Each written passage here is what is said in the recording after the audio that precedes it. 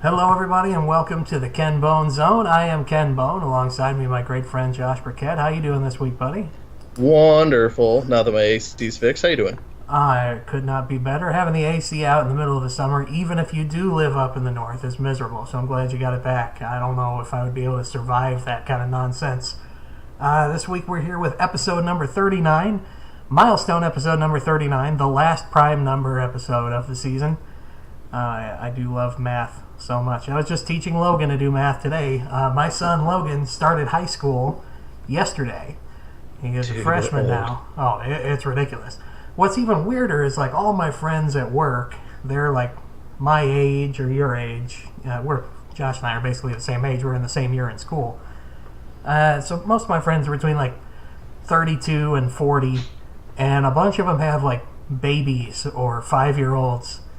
And they're like, yeah, I've got to send him off to kindergarten next year. I don't know how I'm going to do it. I'm like, my kid's in high school. We just couldn't wait to start a family on accident. Yeah. Oh, well. So he had his Oops. first high school math homework today on day 2. That's a That's hard-ass wrong. teacher there. It seemed, I looked it over and I helped him finish it, and it was all like review stuff. Like things you should know after junior high, or basically gauging the quality of the education you got last year. Based on the stuff that Logan was not familiar with, like he said he'd never seen before, I'm going to say the quality of his education last year was extremely poor. Oh, bummer. Oh, Is well. is he doing the kind of the well, what do they call it?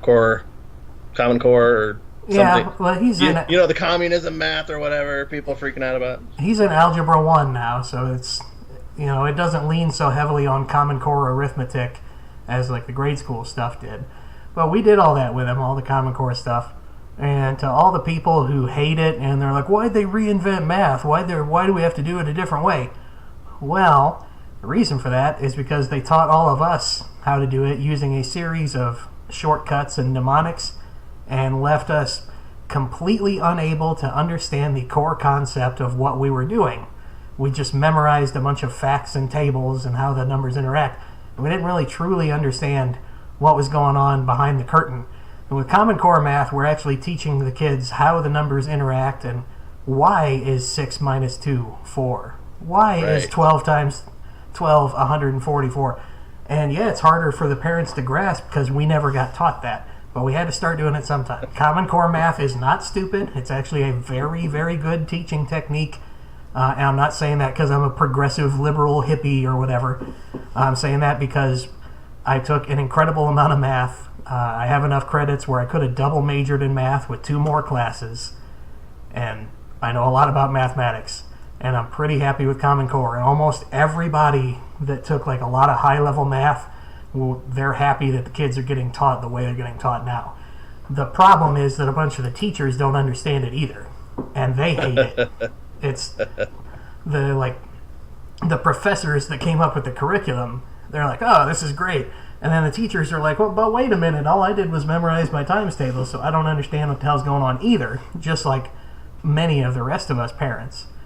And so they kind of pass off that hate and frustration onto the kids and to all the kids' parents. Oh well. See, we didn't talk about this beforehand, so I'm not just being a yes man, but dear God, thanks Ken, because I've had so many conversations with people. It's like, damn communism, Oh. we're changing math on. I'm like, and I look at it and I go, oh, this actually makes sense. Like sometimes I have to like relearn some things, and I'm like, and and if you have a teacher that doesn't understand it and they don't explain it to your kid, that's frustrating. But I go, hey, this is kind of how my brain works, and this is actually how to actually work the numbers, like to your benefit. Oh, I like this. This is great. You work in the academic world and you have a postgraduate degree, so you understand the education system better than most. So it makes more sense when you either know a lot about the subject or you know a lot about teaching methods. And I just wish we were executing it a little better. Yeah. It would help if we didn't pay teachers so little that they have to work at like Hobby Lobby at night. Maybe, Or or on the pole. yeah. Although, oh, never mind. Well, we had some of those. Oh, Miss Douglas. I know, it's like as soon as I say this, our minds are going to go to one specific spot, and Yeah, I don't even want to talk about politics now. yeah. Let's. Just want to talk about my high school teachers. Oh Lord. Support your teachers. Oh yeah. Friends. Like Miss what was her name? Miss. She got married while we were in school. Oh, Miss Muskoff. She was. I was going to say Muskoff. Yeah. Yeah, she was Miss Kiefer, and then she was Mrs. Muskoff. Got married on Halloween, and On Halloween, she had she was like Bride of Frankenstein, I think. Yeah. And we were all like 16, but we knew she was into some freaky stuff because she was one of those. She was like a 25-year-old teacher. It's hard for those young women to fend off the hormonal boys, not because they're tempted, but because hormonal high school boys are just insufferable, and they think they're being subtle, and they're not. They're not. No. We were not subtle at all. Oh well. But I was surprised she showed like it's a lot of like her wedding pics and stuff, which you'd think if they're normal wedding pictures, but here was our like brain hors d'oeuvres and stuff. Yeah. I'm like, oh wow, you're different. Yeah, she was very different. I would lay very high odds, like I would bet a lot of money that there was some like some S&M gear under that dress. Like her and the new hubby were like nicking each other with little silver knives and some freaky shit. Yeah, but good teacher though. Yeah, she was cool. My favorite moment with her was actually involved another of my favorite teachers, Mr. Lobdell, Big Al, the physics teacher. And we got some liquid nitrogen just basically to play with. Like he would do demonstrations with it. And he went into Miss Kiefer's room, as before she was married, and she had a fish tank full of goldfish. And he's like, "Can we use one of your goldfish for an experiment? We'll bring it back." And she's like, "Okay." And she thought we were going to time how fast it could swim or some crap, or I don't know. But he poured liquid nitrogen on it, and we wanted to see if it would like come back to life after it was frozen. But then when I went to transfer it from the beaker back into the water, I dropped it and it broke. So we took it back to her. She had 2 goldfish instead of 1, but they're not like earthworms. They don't grow back. She was mega pissed. I was going to say, she seemed like the type that would be kind of, values the life of small creatures. Yes. She was very, very unhappy. Which I can understand, but at the time I was just like, whatever, get over to goldfish. That was fun. I'm stalling a lot because I don't want to talk about all the horrible crap that's going on in the news this week. So let's start off with horrible crap number 1. Horrible crap. Oh, the Unite the Right rally. It's been 1 year since the original Unite the Right rally, where a whole bunch of white supremacists and Nazis and jagoffs with tiki torches and white polos who think that they're better than anyone with brown skin marched in Charlottesville, and one of them ran over Heather Heyer with a car and killed her. So to mark the 1 year anniversary of this shameful event, Jason Kessler, one of the organizers, decided, no, let's do it again, minus the murder part.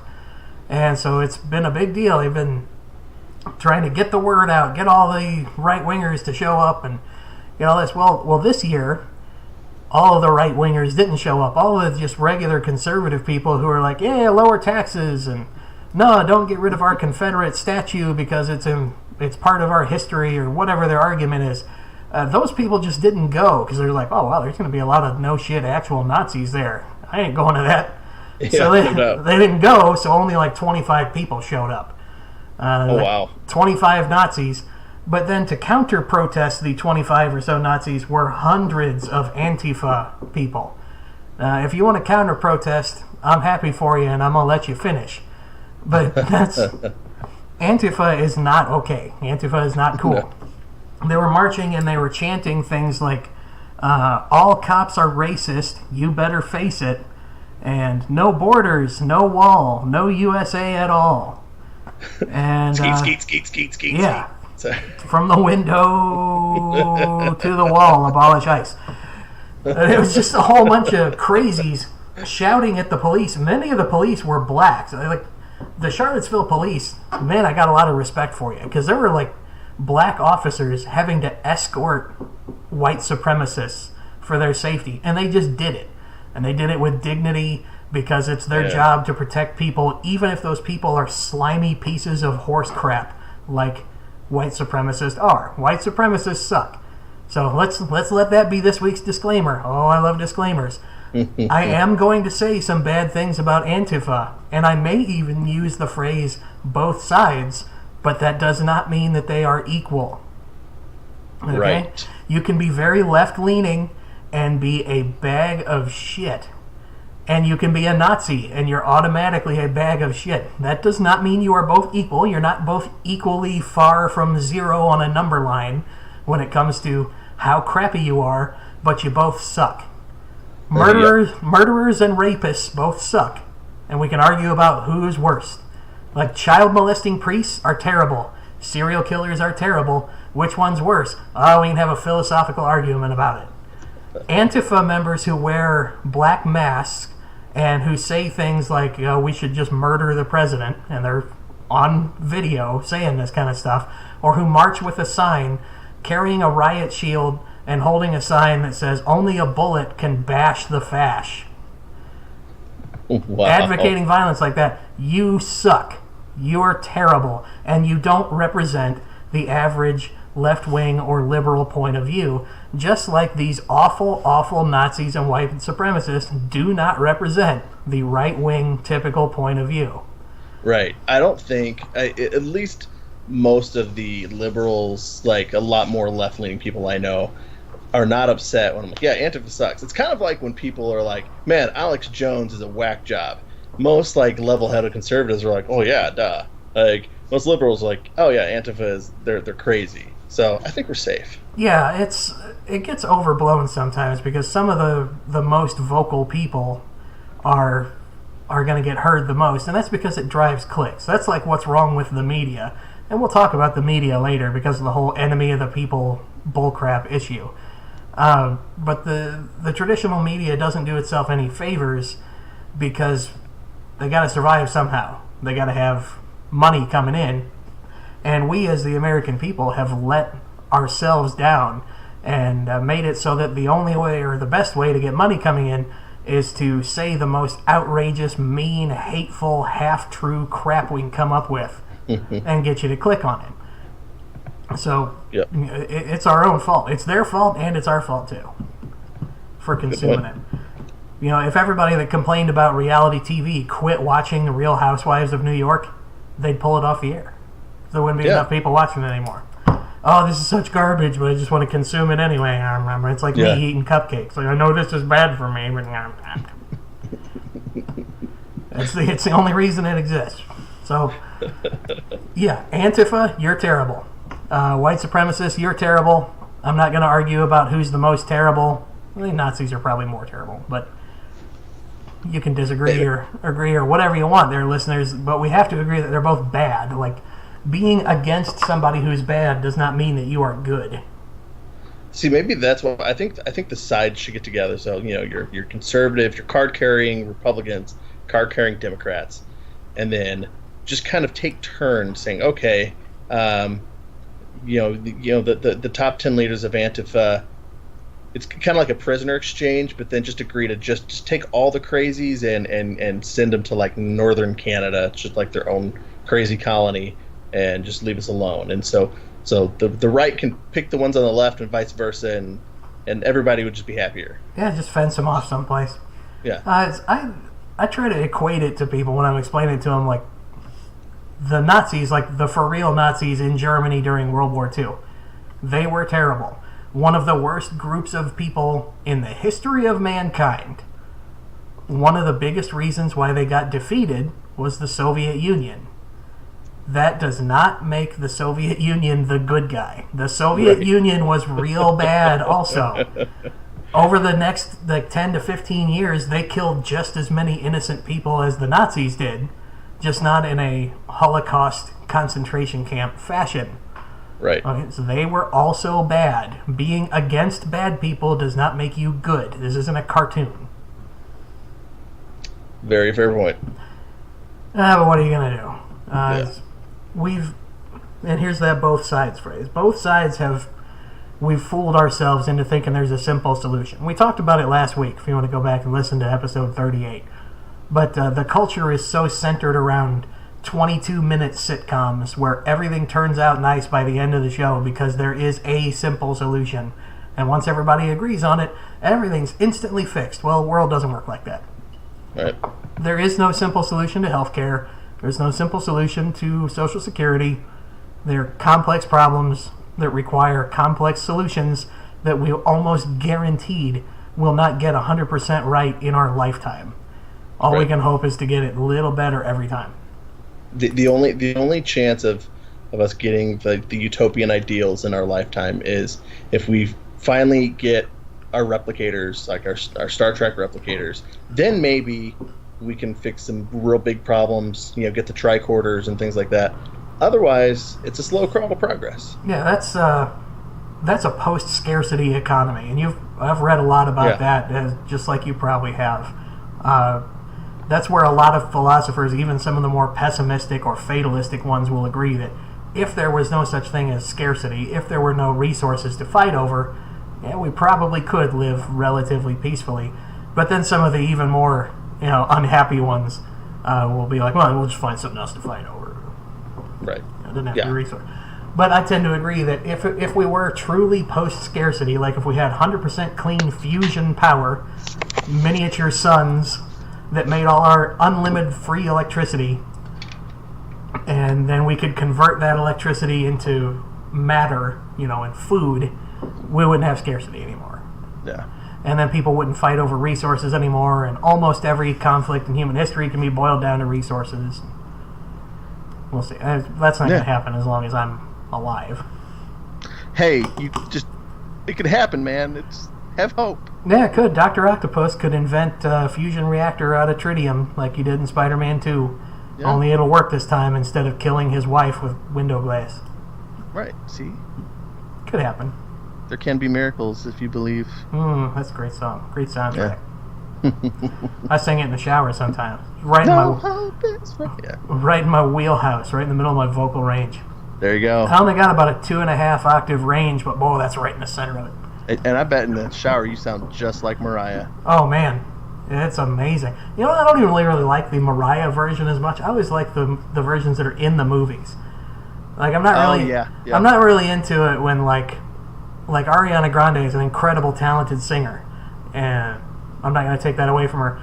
But when she sings the, Beauty and the Beast song, and that goes on the soundtrack, I'm like, what? I would rather hear the movie version. I want to hear the actors sing. When I listen to Les Miserables, I want to hear the actors sing, even though Russell Crowe is sometimes not that great. That's a good point. I like Russell Crowe. Everyone hated on him, and he doesn't have the best voice in the world. But hey, I liked him as Javert, had emotion. And I give the casting director a lot of credit on that because I think that the character of Javert requires someone who is a little stiff. It's not true. It's not like he was flat. It's that he didn't flow with the rest of the cast. He had this stiffness and this unfamiliarity, not just in his voice but in his movements. I think that was semi-intentional. Like, we're going to cast a guy who's not a traditional singer and dancer, who could not hold a candle to Hugh Jackman singing opposite him, and that's going to illustrate the contrast between the two characters. That's a good point. I like that. That's how I thought of it anyway. Maybe I'm giving them too much credit, but that's the result that I saw. Yeah. And I'm a big musical theater nerd, and that's how I chose to see it. Yeah, it didn't bother me at all. Because he's a fantastic actor, and just because he's not a singer, and usually I'm pretty hard on that when they think. Like when actors are like, hey, I'm a singer too, and they're terrible, and I'm like, oh, no, you're not. But I don't know, with this, because it was raw and emotional, and it was okay. When I listened to him singing Stars, which is a very challenging song. If you've ever sang any kind of musical theater, they're like, I want to do Les Miserables, or I want to do Phantom of the Opera, because everybody can do them. They're accessible, right? Yeah, for the most part. Until you get to Music of the Night or Stars or some of those very complex songs that require you to sing accidentals and off-key notes intentionally. That's hard. That's real hard. It takes a lot of training to sing step off key on purpose. It's like your brain is telling you not to do it. You can tell how much I don't want to talk about Andrew Cuomo right now because we're going to have a half-hour dissertation on Les Miserables. I mean, this could be the episode where we just goof around and just get to a couple of our instead of talking about Cuomo. I want to watch that movie now. Freaking loved it. Hugh Jackman definitely would have won Best Actor if it hadn't been for Daniel Day-Lewis playing Lincoln the same year. That's a good point. He was unbeatable. They should really give out a second place for when you're up against a command performance like that. Yeah. Let you run again next year or something. That's a good point. Well, what else we got? Well, we got Governor Cuomo here. We got Andrew Cuomo, the governor of New York. He had a speech, what was to us last night, we're recording this a little earlier in the week, and he says, we're not going to make America great again. It was never that great. Like, America was never that great to begin with. Well, Cuomo, I know what you're getting at. I think I understand what you're trying to say. Like, women don't have 100% equal treatment in the workplace, and minorities are critically over or under policed depending on their situation and viewpoint. Like, they don't get the access to the policing resources they need in some places, and they get extremely heavy-handed policing in other places. Poverty is still an issue, even though we talked a lot about last week how it is on the decline, but it is still an existing issue. I get it. I get you saying that. But what country in the world besides America has been a greater force for good on the rest of the world ever in history? Right. You could maybe make an argument for ancient Greece introducing ideas of democracy, but they were certainly not without their flaws. You can make arguments for Rome, but in a time period where we're talking about how evil colonialism is and all that kind of stuff, you probably don't want to praise Rome too much if you're anti-colonialist. So, they were conquerors of much of the ancient world. Yep. China, maybe, not China as it exists now, but unification era China hundreds of years ago. They invented the movable type printing press. They invented gunpowder. They invented Piscetti. Important things like that. But there was just rampant war and inequality on an almost unheard of scale, at least in the Western world, at much the same time, and in periods immediately before and after that. So I don't know if there's that great an argument to be made that there's ever been a country that was better than America. Right. I wonder if some of the because that's kind of the trend now. I even just saw it on Facebook yesterday. A friend of mine was like, hate America, and I think maybe some of it because so long we were like, America's number one, we're the best nation, we've always been the best nation, and it's like, okay, well, when you take it that far, then you kind of turn a blind eye to the things that really need to be changed. But then some people take it way too far and be like, oh, I hate America, America's the worst, and it's like, really? Like, not like, if you don't like it, go away, but it's like, look at other countries and honestly tell me that America's the worst. It's yeah, so much of it stems from, like you say, where that America is the best. That's okay to think that America is the best because you're an American. Right. But that morphed in a lot of people's minds, way too many people's minds, to Americans are the best. Yeah. Okay? America, I think, in pretty much every way, is objectively better than France. But Americans are in no way objectively better than French people. You have to be able to separate those distinctions in your mind. America has a better and fairer system of government than does France. With more opportunity for more people, we are not better than the French. Yeah. Really good. Yeah. Good way to put it. I mean, if you wonder, whether America is great or ever was great or not, you just do this thought exercise that President Obama talked about a couple years ago. And I forget which speech. He just says, okay, you are going to regress back to a fetus, and you're going to be born somewhere, sometime. Where do you want to be born, and when do you want to be born? America, today, no question. Yeah. Oh, okay. Well, now you don't get to choose where you are born. You just get to choose when you are born. When do you want to be born? Today, no question. You don't get to pick your race. You don't get to pick your economic class. You don't get to pick any of that stuff. You'd still say, well, I want to be born today. And most people would say, well, I still want to be born in America because everything's not perfect. We're not making America perfect again, because I'll totally agree with that. America was never perfect. Right. But America is better than it used to be, and we need to keep making it progressively better and better and better. Now, my disagreement with the Make America Great Again slogan, I never liked Make America Great Again, because I think that presupposes that America is not great now. Like, we need to make America great again because it used to be awesome and now it sucks. In history. Like, no, I don't think it used to be awesome and now it sucks. That? I think it was always awesome, and now it just gets better and better and better all the time. And kind of a related issue, you'll hear people like our parents or our grandparents' age say like, oh man, I wish we could go back to the good old days. Right. And then at least one person will say, well, that wasn't so, black people were getting dogs sicked on them and sprayed with fire hoses, or women couldn't vote, depending on how old your grandparents were. And yeah, that's true. But when they say that, they mean, and they honestly mean in their heart, I wish we could go back to when things were awesome for me and all other white people, and we could give that to everybody. I want everybody to have the good old days. Yeah. My kind of people and my generation got to experience the good old days. I want everybody to get to do it this time. That's what they want.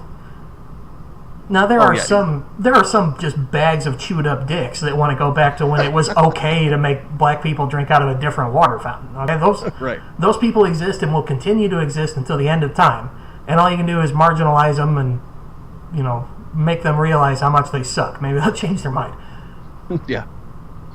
Yeah, I have kind of the same beef with people who are like, we need to get back to America being a Christian nation. Like, when were we really a Christian nation? Like, because I don't get it. Was like how far back are we going? Are we going like Native American War, slavery? What's the thing here? And and again, not to say our country isn't great, because I'd rather live here than anywhere else.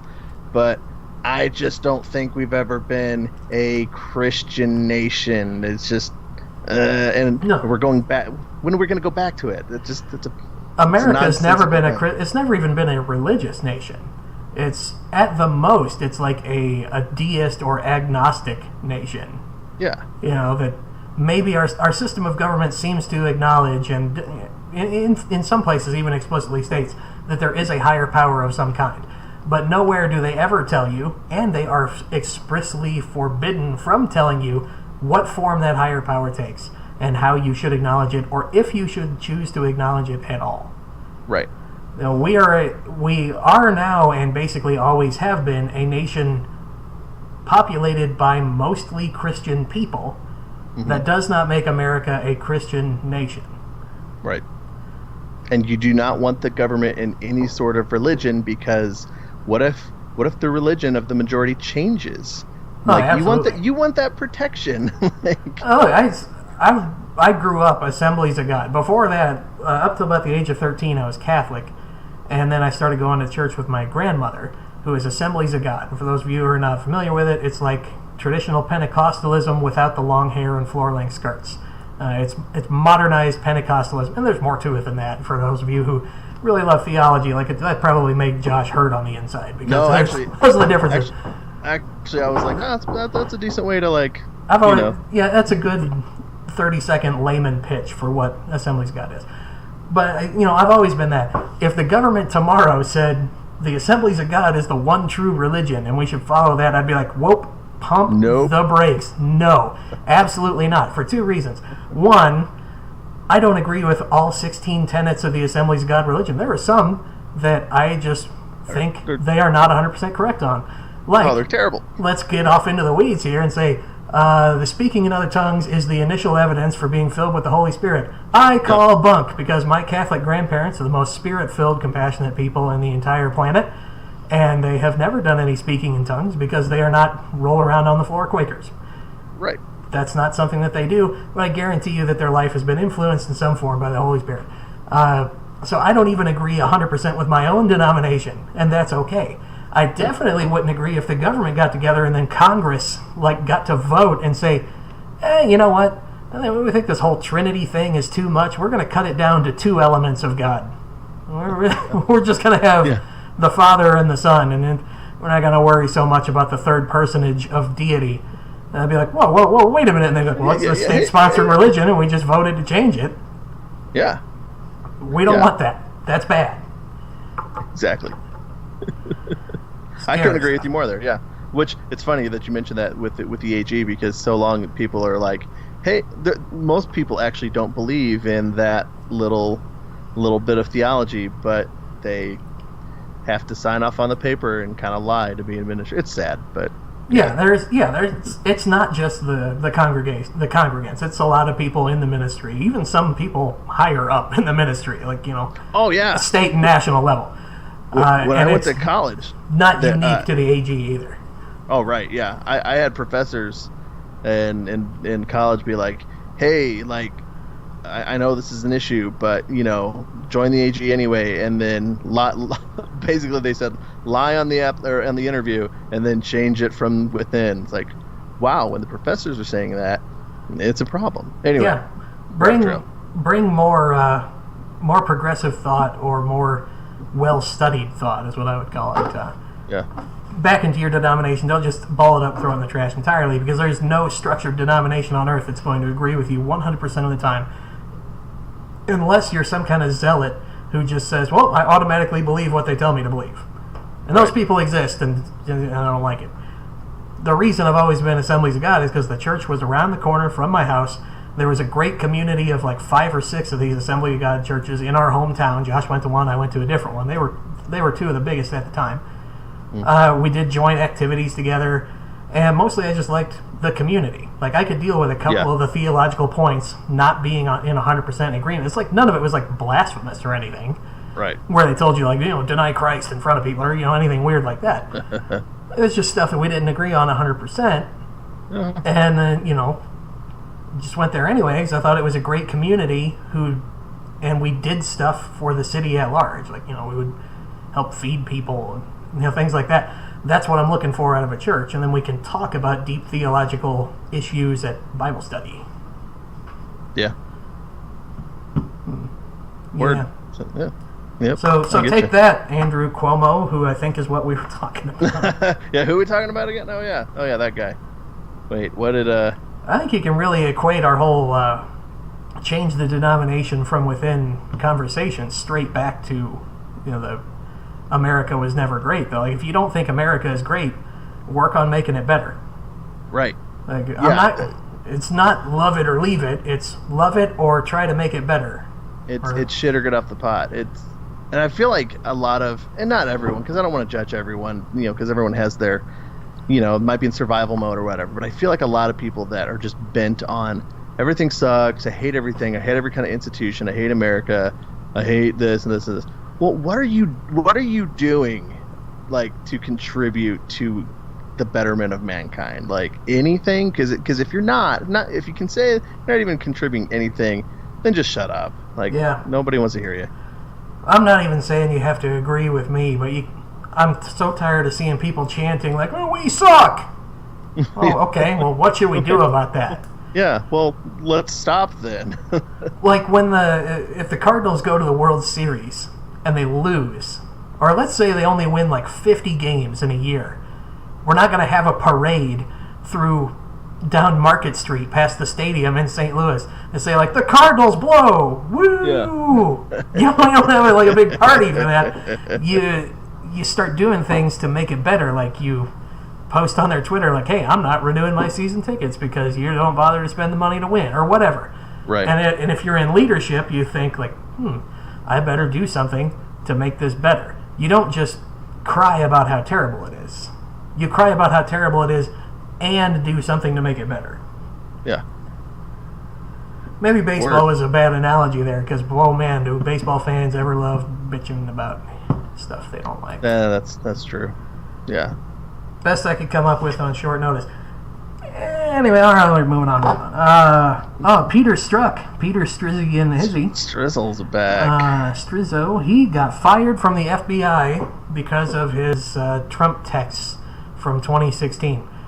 So until now, he's just been like reassigned and demoted. Now they finally decided, we're going to go ahead and fire you. So the day he got fired, he started a GoFundMe for his legal defense, and he raised $325,000 in one day. It's insane. For his legal defense. Now, he is not facing any charges. He's not been charged with anything. He did not commit a crime. He committed a breach of protocol that his superiors warranted him being fired, especially given the political pressure they're facing from above. Sorry, Peter.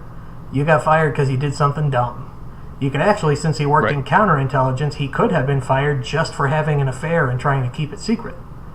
You can get fired for that because that gives blackmail collateral to foreign intelligence agencies. High-ranking FBI agents have been fired for things like that before. So Strzok could have gotten fired just for that, but he didn't. He got fired for the Trump text stuff.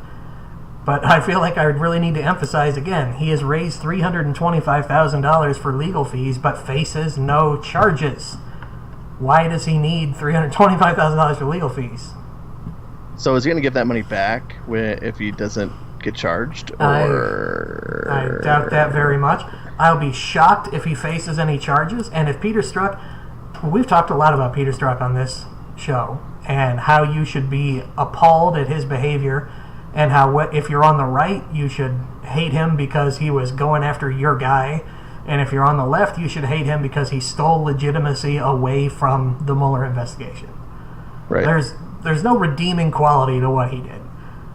But if he gets charged with a crime, like if they try to drum up some charges against him, I will absolutely defend him in public. Because that would be stupid and ridiculous and petty. He didn't do anything criminal. Right. Well, but who are the people that gave him $325,000? Like, I get it. Like, I don't think he... Like, I agree with you as far as, like, actually being charged, but who likes him that much to give him that much money to... Well, he's a hero to the anti-Trump folks, which is kind of weird, because at the same time they want to say, like, oh, no, he didn't do anything wrong. He didn't do anything anti-Trump. He was totally fair. But I love the guy because he was trying to take down Trump. Right. We're not really being honest with ourselves. Yeah. But... on a side note, I just want to announce that I am starting a GoFundMe for my own legal defense. Against what? I don't know. But I need legal defense money. Right. Legal defense money that I can keep if I don't spend it on lawyers. Sorry, Tony. Tony's my lawyer. I don't think he listens to the show. He's not a fan. He's only a fan when I'm paying him money. Well, okay. I mean, teach his own. That's what lawyers are. Yeah, but that's dumb. Peter Strzok's dumb, and firing him, it might not even have been that great a move. Let him stay in FBI Human Resources until he quits. Whatever. Yeah, there you go. Yeah, just do the make his job so miserable that he quits on his own accord. I mean, that's the American way right there. Just don't let him be an investigator, or at least not a high-ranking one, because he is of questionable bias and questionable reliability. Not just according to me, but according to the Inspector General's report. The Inspector General, while he didn't come right out and say, he was biased against Trump, he said that there is evidence that he is biased in these investigations in conflict with the standards and practices of the FBI. Kind of softly worded. Like, he didn't really accuse him of any specific bias, but he said, I don't really like this guy. So that was enough for me. Yeah. Whatever. Strizzle. He also gets his the Strizzle. He also gets his security clearance revoked, and so does John Brennan, the former director of the CIA. This is a big story this week. So I didn't hear this one. Yeah, John Brennan was the previous director of the Central Intelligence Agency, and he says a lot of nasty stuff about Trump. And boy, the only way you can get on Trump's bad side is to say bad shit about him. That's like the only thing he cares about, is whether you say good stuff about him or bad stuff about him. Right. Like, that's half the reason he seems to love Putin so much, is because Putin tells him how great and masculine he is, and, blows smoke up his butt. And then Trump gets himself in trouble talking great about Putin. Like, oh yeah, Putin's a nice guy. Well, Putin's a nice guy because he's kissing your ass because he knows that's the best way to manipulate you, dummy. Yeah. Well, John Brennan didn't do that, and so Trump said, you know what, we're pulling your security clearance. You don't have access to top secret material anymore. This is a big deal for someone that used to be director of the CIA. And I've heard a lot of people ask, and I've even heard it on like conservative talk shows and on Fox News and stuff through the clips that I view for the research for this show. They're like, oh, well, why do former government employees need secret access? Why do they need this clearance anyway? That's just dumb. We should take it away from all of them. Well, that would be the worst thing you could do. And I don't expect lay people to know about this because I didn't know about it until I read it, and I didn't understand it until I researched it. But this was a dumb and petty and stupid move by Trump. It is necessary for former directors and super high-level people like that to retain their security clearance. Now, that security clearance does not mean that John Brennan can just walk into the Pentagon and start rifling through file cabinets. That's not what that means at all. He can't do that. He can only be exposed to material up to his clearance level. And since he was the director, his clearance level's all the way at the top. But he cannot request or demand any material at all. He's just cleared to read it if it's given to him. And that's very important because when he was the CIA director, there were only 2 people in the world that had his level of clearance that had the authorization to look at all this stuff that he got to look at and see the big picture of like this investigation plus this one plus this foreign intelligence. Like, there were lower level people that could see one piece of the puzzle. He was the only person in existence that got to see all the pieces of the puzzle except his predecessor. So if he needed to know something like, hey, this investigation started before I was working here, or this investigation, I am not really seeing something here, and there's nobody, literally nobody at the CIA that I can allow to look at all this stuff with me. Who can I allow to look at this stuff with me?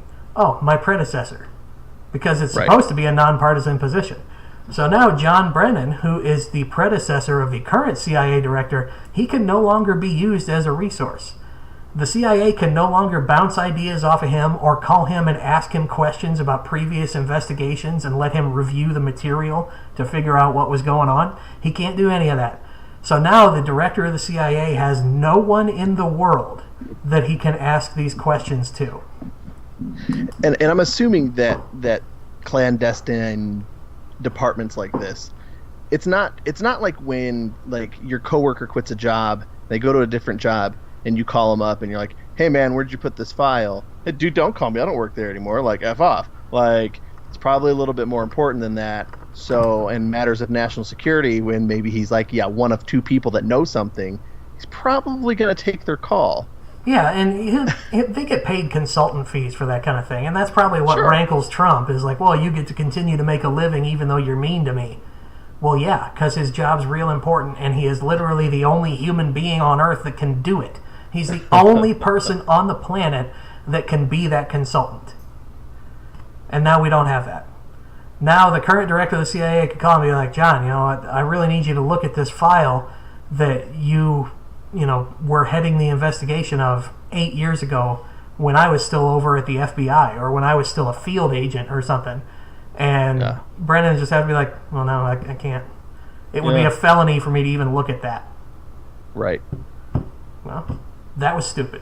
So, President Trump, that was stupid. You've really just shown how petty you were. And I understand why he did it, because he's a vindictive prick. And because he knows that the average layperson would not be able to get that explanation. Not that they wouldn't be able to understand it. I'm sure all the listeners understand it. Is that they wouldn't be told that. Because on the surface, it's like, yeah, why do retired people need to be able to have top secret clearance? That's bullcrap that they can just walk into the Pentagon and look at files. Well, they can't. We only make it sound like they can. Yeah. Oh, well. Speaking of Trump and people who hate Trump, the mayor of a Boston suburb is boycotting Sam Adams beer because Jim Koch, the founder of Sam Adams beer, had dinner with the president and said that he liked the tax cuts. Like, oh my God, you are a pro-Trump piece of garbage. You're obviously a white nationalist, evil person. I will never drink another Sam Adams beer because you like the tax cuts. Well, the heads of FedEx and Pepsi were also there at the dinner, and I guarantee you they like tax cuts because they're rich. Right. Their companies get tax cuts.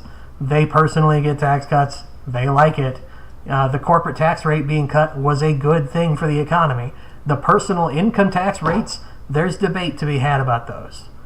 I'm okay with them, but there is debate to be had about them, especially in light of the fact that we didn't cut spending to go along with the tax cuts.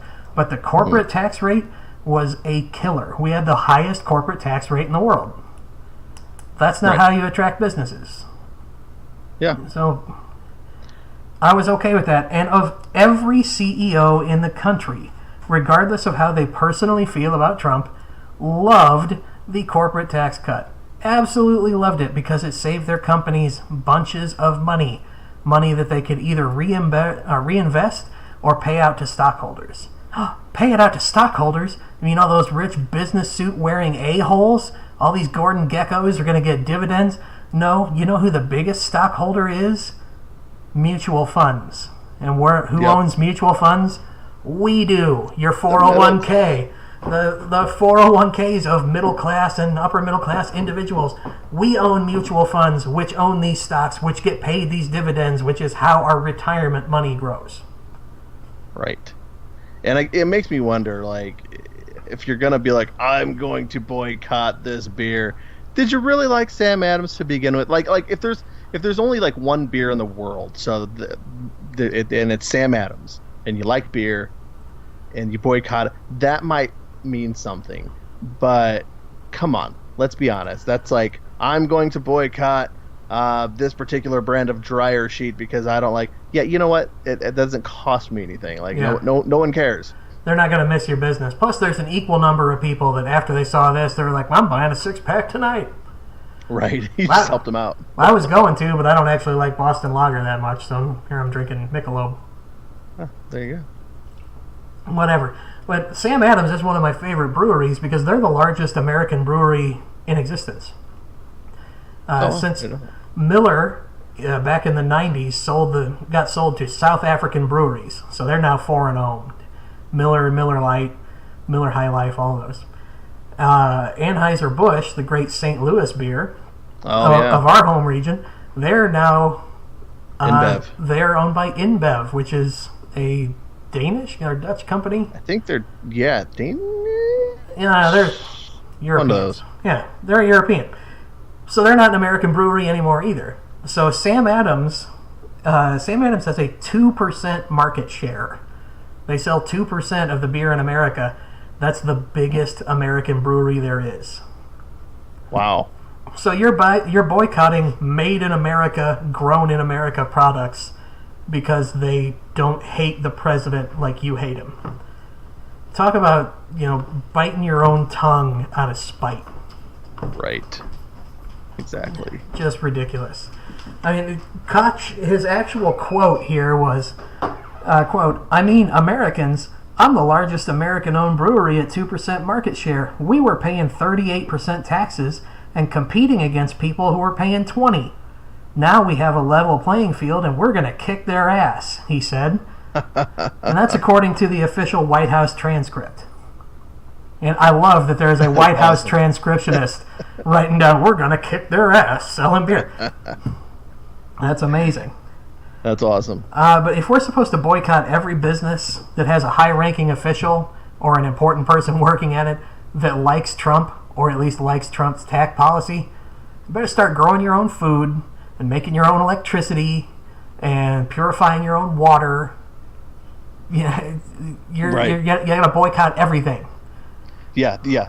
Almost literally everything, because there's really not many CFO CEOs out there that were like, all right, lower tax. Yeah. It's even even more killer, like all the people that were at the Unite the Right rally, all the white nationalists that actually showed up, all 24 of them, there's pictures of them floating around now, and there's people trying to figure out, where do you work? You should get fired. You should lose your job. You should get fired. And, they're a piece of crap human beings, and I'm not going to go out of my way to defend them. But here's the deal. Every company in the world, or in the country, that has more than 2 employees, it is statistically likely that one of them likes Donald Trump. Right.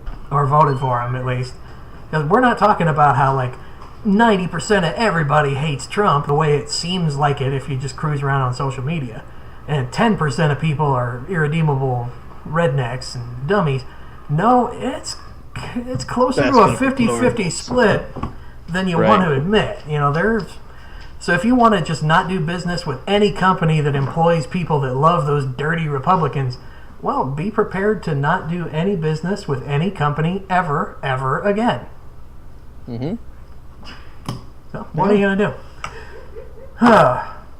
Let's see. Oh, we only got 2 more stories. Well, we got... Are journalists the enemy of the people? This one's been floating around for a while now. So Trump insists that fake news is the enemy of the people. And Jim Acosta, the CNN chief correspondent to the White House, holy crap, is he an egotistical prick.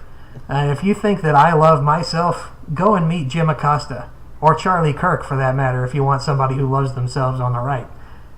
Go and meet those folks, and then come back to me, and you'll be like, wow, you're the most humble man I ever met. In comparison. Jim Acosta loves himself so much, and he loves his role in the media. And yes, the media is important. We call it the fourth estate because it's almost like the fourth branch of government. It's that important. But Jim's got some kind of messiah complex where he thinks that only journalists are a more pure and amazing form of life. And he's the one saying that journalists are basically like veterans and war heroes, that we should be thanking them for their service. Which is just weird. Yeah, get bent, dude. I make electricity. Modern life is impossible without electricity. You should be thanking me for my service. No, that's bull. No, nobody needs to be thanking me or my power plant friends for our service. Josh works in education. Education is the foundation of a society. You should be thanking him for his service. No, because that's dumb. I'm a hero, damn it. We're just doing our jobs, and so is Jim. But journalists are not the enemy of the people. No. Not. They're critically important. Very, very important. And for all the people that are saying Trump is making it so people don't trust the news anymore. Well, here come those pesky facts and statistics again. According to Pew Research, the percentage of Americans with a, quote, great deal of trust in newspapers is up from 8% to 12%. It was 8% before Trump got elected, now it's 12%. Wow. So, more people trust the newspaper a great deal than they did before. But, of course, only 12% of people trust newspapers a great deal. Yeah. And it's still a failing number. Those surveys, they work on a 5-point scale, strongly agree to strongly disagree with neutral in the middle. And the 2 strongly agree options were I trust the newspapers a great deal or I trust the newspapers quite a lot. And then there was the neutral option, and then there was I don't trust newspapers very much, and then there was I don't trust newspapers at all. Well, if you add the 2 positive ones, I trust newspapers a great deal, plus the people that said I trust newspapers quite a lot, those 2 numbers combined haven't gone above 30% since 2006. Wow. So it's been 12 years since 1 in 3 Americans actually trusted what they read in a newspaper. Wow. That's before anybody cared about Trump beyond his stupid television show. So you're going to have a hard time convincing me it's his fault. It makes me wonder if people, when they go to read something, it's that they're going to agree with the things they've already, that they're biased towards. But if you do a survey, well, do you think it's trustworthy? Because the culture is, no, it's not. And well, yes, I feel like a lot of news outlets, I heard somebody say it to me once. It's okay, if I turn on the radio and I listen to the news to like get the sports scores, like, and I turn it on in my hometown, they're going to be biased a little bit towards the home team, but I always know that they're going to give me the scores correct. And it's like, yeah, sometimes you're going to get biased, especially in opinion stuff, but it's rare that it's going to be just flat out false to the point where it's the enemy of the people. There's some nefarious plan to break up everyone, and so they can take over, some weird crap like that. I don't think that's happening. Well, newspapers have lost the trust of basically an entire generation. Like millennials and now Generation Z, do you know anyone who is actually subscribed to a physical newspaper? I don't know a single human being who gets a newspaper delivered to their house. Not one. I see some like laying in the yards when I drive like to work, but they're rare. You almost never see them.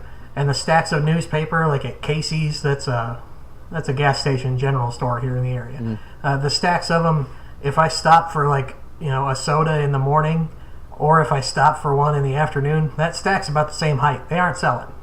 Yeah. People aren't buying them because you got your phone to look at now. It's got more accurate, more up-to-date information and more sources to choose from. I wouldn't subscribe to our local paper here, the St. Louis Post-Dispatch, if you paid me to take it. This is an outlet that not only has proved itself unreliable, but has attacked me personally, and told lies about me personally. So, of course, I don't trust it, and I tell everybody not to trust it because it's not fit to wrap fish in. Yeah. And a lot of newspapers are unfortunately like that. And sadly, like the worse a newspaper starts doing, like circulation goes down, they have to take steps to bump it back up. And very sadly, what they'll do a lot of times is inflate headlines or insert opinion where it doesn't belong. So you'll see... If it bleeds, it leads. Yeah, you'll see an article about like a double murder in South County in St. Louis. And that article will have things in it like the disadvantaged, marginalized people, and socioeconomic status and stuff like that. Like, whoa. Let's talk about that in the opinion section for why poor people murder each other. What I want to know on the front page in the news is that this guy shot this guy for this reason, or because we don't know why. And either we caught him or we did not. And it happened at this date and this time and this place. That's it. I want balls and strikes journalism. The other problem is that I say that, and everybody says that. Everybody in the country says, I want my newspaper to just give me the facts, and when I want opinion, I'll turn to the opinion page. And I just want even-handed, calling balls and strikes, let me make up my own mind journalism. But then, what do we actually click on? What do we actually buy? What do we actually look at that has advertisements on it or pay 50 cents for to pick up from the gas station? We look at trash journalism that's all about what celebrities are sleeping with other celebrities, or stuff that reinforces our own opinions, that people hate Trump because they're stupid progressive lefties, or people love Trump because they're ignorant rednecks who are inbred. We want to reinforce our own opinion, and we will pump money or views into stuff that reinforces our opinion. And the things that are just facts and statistics and news struggle to make money. Pew Research and the Gallup poll and Zogby, they struggle to keep the bills paid. They have to do a ton of just bullcrap blind call surveys where they call people and they're like, do you like the taste of Tide Pods or of Gain Flings? They have to do that because they get paid to do that because they need the money. So if they continue to do actual data and research, and they're struggling. But if they could somehow figure out a better way to bias surveys up front, they'd make a killing. And some polling agencies, they do that. So we say we want it fair, but that's not what sells. Do we actually want it fair? We say we don't want to watch the Kardashians anymore, and now one of them's about to be a billionaire. So which is it? And when you say we, it's probably they, because I don't read tabloids and I don't give it. And I truly don't give a crap Oh, It's like the societal we. like- It is not the I don't royal. care. It is not the royal we, where I am talking about myself, my own personage. I'm talking about society as a whole. And this show Because we're is, perfect. yeah, this show is an effort to try to fix that kind of bullcrap. Where if it has You're not, welcome. if it hasn't been clear up to this point, Josh and I give our opinion on every single article. And when I read facts and statistics, I will tell you that they are facts and statistics. And then when I interpret them for what I think they mean, that's the rest of the show. And you can agree with me or you cannot agree with me. I encourage you to read the stories for yourself, to do your own research. I do not pretend to be a journalist. I am not a journalist. Josh is not a journalist. We are not reporters and we are not objective. We are giving our own opinion as fairly as we can. So we just want to be transparent with that. And in return for our fairness and objectivity and upfrontness, we have, I think, 175 listeners. So You're welcome. It may be an object lesson on how good an idea it is to be fair in political news. But we're going to keep doing it anyway, damn it, because I already paid for all the equipment, so it doesn't cost us anything to do it now. Right, yeah, exactly, yeah. It's just kind of fun. Yeah, yeah. And it's like, okay, and we at the end of the day we can talk about, yeah, it needs to change, but we still do it. I had this argument with kind of when the rise of reality TV was just everywhere, and like good shows were being canceled. I'm still salty, like Firefly's gone, but reality crap was just being replaced with it. And I'm like, oh, damn it, why do people have to watch so much reality TV? But then I'm like, well, but then again, I do love the free market, and people need a choice, and I would hate for that to be infringed upon. So at the end of the day, I'm okay with it, but I just wish to God that the 60-year-old ladies would stop watching the 12th next reality cook show while my show gets canceled. That is I'm over the it. really terrible part of the free market. Is you're like, it's the marketplace not only of products but of ideas, and the best ones will rise to the top. And then you see, like, man, our education system must be awful because see, these plebes are consuming the wrong thing. Your opinion is wrong. Your personal taste in art is wrong. Snooki should not be popular. Oh Lord, Snooki has so much more money and notoriety than me. I'm taller than she is, damn it. That's the pretty only sure thing I got. I'm smarter too. And I think I'm prettier than she is. She looks like a foot with a face. Yep. Yeah. Once again, we are in agreement. Yeah, I objectified a woman. Fight me. Anyway, only one more story tonight, and it's an in memoriam. Very sad day. Aretha Franklin has passed away. She was 76. She died today, which is Thursday. She was surrounded by family in her home, or not her home, but in her home area of Detroit. She was 76 years old. Died of pancreatic cancer. So rest in peace, Aretha Franklin. We love you. You're one of the great pioneers of American music. Generations of music are defined by your powerful, graceful, and incredibly precise method of singing, and by your larger-than-life personality, your demand for equality and recognition for your work has influenced not just music, but feminist culture and American culture forever. So a fond farewell to you. Thank you for all that you did. Word. So, Josh and I are huge music fans. We're big musicians also. I mean, we used to be pretty good. Josh is still pretty good. I just used to be good. You're not bad. But when an important musician like this passes away, it's like, I never met her, but it's like losing a friend because she was a musical influence. Like she informed, she informed our style, and especially like me being like a jazz influenced rock drummer, and you being a traditionally trained pianist who plays everything from like jazz to pop to a little bit of funk. There's a lot of Aretha Franklin in those genres. She's a very heavy, very important influence.